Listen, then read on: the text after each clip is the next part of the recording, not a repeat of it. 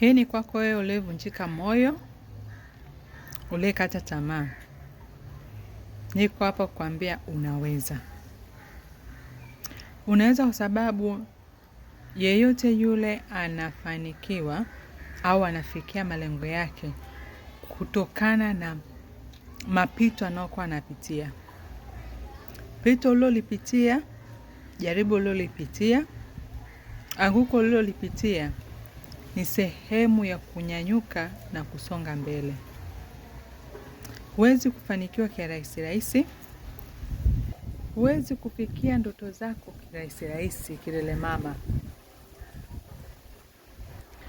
Kwa hiyo, ikiwa umeanguka, ikiwa umefeli, usikate tamaa, usivunjike moyo. Usione kwamba ndio mwisho. Nyanyuka, amka, anza tena. Piga hatua. Wote unaowaona wamefika mbali na wenyewe wamepitia kwenye mapito yao. Tena yamkini ni makubwa zaidi ya hayo uliopitia wewe. Kilichowasaidia ni kutokuvunjika moyo, kukumbuka kusudi lao, kukumbuka hitaji lao, kutambua ndoto zao. Walinyanyuka, wakaanza upya, wakapiga hatua. Tena ile anguko wakatumia ndio njia ya kujifunza. Kwa hiyo unapoanguka au unapopitia magumu, chukua kama ndio fursa.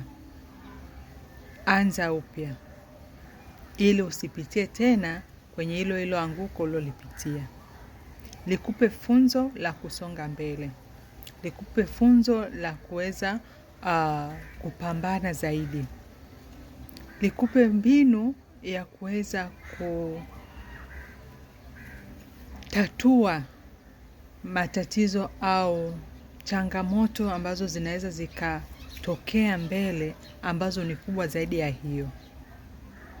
Kwa hiyo usivunjike moyo, usikate tamaa. Nyanyuka, futa mavumbi.